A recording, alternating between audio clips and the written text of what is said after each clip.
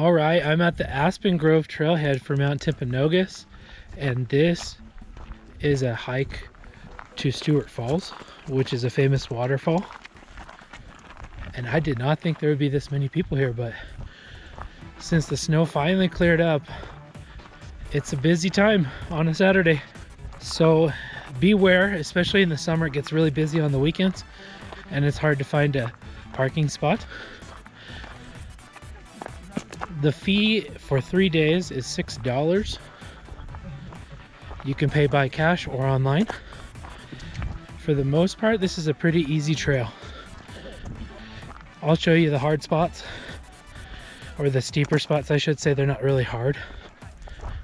I actually hiked this a couple times last year, and I came here a couple weeks ago, but there was a lot of snow on the trail. Hoping to get some drone shots of the waterfall today. There's a lot of people on the mountain today, so it might take us a little bit longer than normal. We're gonna find out how muddy this trail is. This is where the snow started. I'm not doing that. This was not here last year. All right, so that's new log fall right there. That was not there last year. So that happened sometime during the winter. So we're almost at the end of that first stretch after the first switchback. It's nice and flat. There's a few rocks and there's some roots in the root trail. Nothing too crazy. So let's talk about how to get here. So the way to get to Stewart Falls is you're gonna take Highway 189 north through Provo, which is University Avenue, and then when you get to the turnoff for Sundance and the Alpine Loop, you're gonna make a left. You're gonna go about 2 miles to Sundance. You're gonna pass Sundance about another 2 miles. You're gonna see the trailhead for Aspen Grove. And you're gonna park there, pay your fee for $6. There's 2 trailheads. One towards the beginning of the parking lot is for Mount Timpanogos, and that'll give you access to Timpanogos Falls and of course Mount Timpanogos and some other trails. And the one near the restrooms, that trailhead is for Stewart Falls. That's the one we're taking right now. People come from all over the world when they visit Utah and they check out Stewart Falls. It's a very famous place. I recommend that you avoid Saturdays in the summer as it can get very busy. I'm gonna record you a little bit of this view. It's really pretty over there to the left, out towards the valley on this ridge here. Still early spring up here, so not all the colors filled in yet. Hey guys. Beautiful dog. Thank you. Absolutely.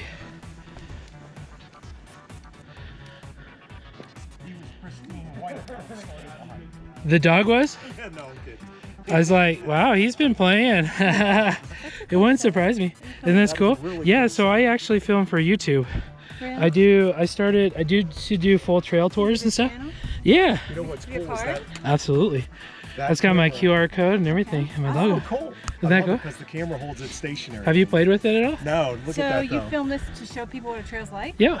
Look at that. Look, I'm twisting it, and it's keeping it perfectly. Oh, that's too. Isn't that cool. awesome? That's awesome. That is really We'll cool. definitely check it out. Check it out. Share it. I do like campsite tours. I've done full trails, so I'm trying to like get more into trail vlogging. You too. Yeah, those guys were awesome. So that's why I do this. It's education and it's fun. So we're gonna finish up this ridge here and take you around the bend. How beautiful is this, huh? It doesn't get much better. So again, this first part of the trail is this wooded area, and we're gonna come around the bend and you're gonna see this crazy view of the mountain behind us. There's kind of a sandy ridge we'll cross to. Then some rocky areas. We'll kind of show you around a little bit. That's the cool thing about hiking, is people are so friendly and nice. And they're happy. I was saying the other day that you just need to get out. Stop being cranky. So now at this point, we've gone over the first switchback and we're kind of hugging the mountain. So we've done a half circle after the switchback. And now we're gonna make one more turn to the left. What a view. It's absolutely beautiful. If you keep on looking just to the left, again, that's where Sundance Ski Resort is. And you might catch a hint of it as you get closer. So now we're on the side of the mountain opposite of the parking lot. And so in a minute, as we come around this bend, it's gonna go from this rocky and woody area to more of a sandy area. So now we're into the scrub oaks a little bit. There's all sorts of different little geozones on the mountain. You can see all the little green leaves forming on the trees, getting ready to come out. I feel like everyone should be whistling hi ho, it's off to work we go. That's what it feels like, right? A little bit of dwarves and all that stuff. Now we're coming to a little bit more open area. A lot of fallen trees. So this is why it's really important to be careful in the winter. And when the rangers tell you not to go out on the trail, there's a reason why. So out here to the left, there's a really grassy area. And in the evening especially, you can see a lot of deer if you're taking your time. There's always room for checking out wildlife. So as we were just joking, this is like the Great Migration on the Serengeti. No joke. That's right. Except we're not sheep. Join the herd. And as I mentioned, a little bit more sandy, less rocky area that we're going through right now. Boy, they had a lot of trees down from the winter time.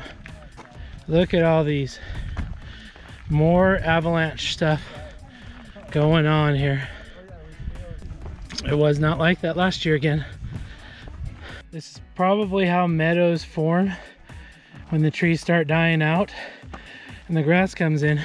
Now we're coming to a really stunning overlook here. The whole trail is beautiful, but there's just some parts that take your breath away.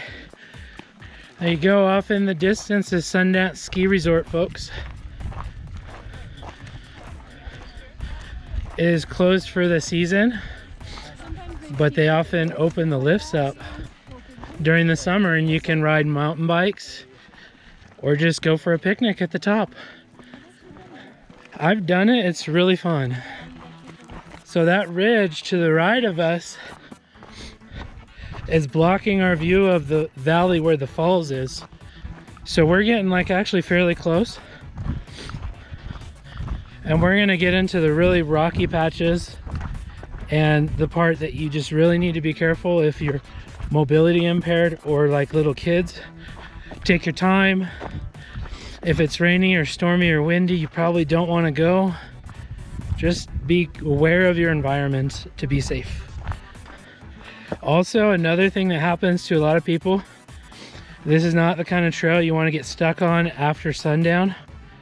It would be very dangerous. And also be aware of the weather. Watch your surroundings. You can see it starting to get rocky and a little bit more treacherous, especially when you have kids or someone that has trouble getting around. Start out early, take your time. And it goes downhill for now, but remember, you got to go back up. So make sure you have enough juice. So now we got one little last rise and then we officially descend to the falls. And it's going to be a great view when we get to the top here. And now you get an actual view behind the trees of Mount Timpanogos. And I believe the peak on the right is the south summit, if I'm not mistaken, which is a little more remote, but there are some trails to it in the summer if you want to take it. I've heard the views are pretty breathtaking though. And look at this view, man, this exposed view. It's pretty fantastic. This is the kind of stuff that I'm talking about when I say it reminds me of the Sierra Nevada range in California. Just these beautiful rocky trails that aren't gonna hurt your feet because you're kind of taking your time. A little bit treacherous, a little bit challenging, but the payoff views are worth it. I mean, look at this. This is amazing. And it has lots of pine trees, which I love pine trees. It's my favorite forest, period. There's no ands, ifs, or buts. When I was 12, I hiked Mount Whitney. You ran into a lot of this kind of terrain. In fact, one of the weirdest things I saw was this stretch of meadow that actually had pine trees growing right in the sand. That to me is so alien, and I've never seen it anywhere else. Okay, here's another little rocky area, and then a big view payoff coming up here. I think this might be the first view of the falls around the bend. There you go, guys. There's your first view, if you can see it. If you look off to the right, that little waterfall is not Stewart Falls. That's just kind of like a bonus waterfall. And then you have Stewart Falls right there. All right, I was having a little bit of camera difficulties, but here's the final descent to the falls. So we're coming around this bend, and you're gonna kind of have this upper lookout area, view area of the falls, that if you don't want to scramble down a little ways, you can just stop up here ahead. You can make it to the lower part of the falls. I do recommend it. It's a great view, and you won't regret it. And this is exactly why I said you should go when it's dry and when the weather's good, because these rocks can be very slick. There you go, guys. There's several paths down from the lookout. I recommend going down this trail. This is by far the safest. I've never been here when there's just a little bit of snow. It's just different later in the summer, man. Should be able to hear the waterfall in the background now.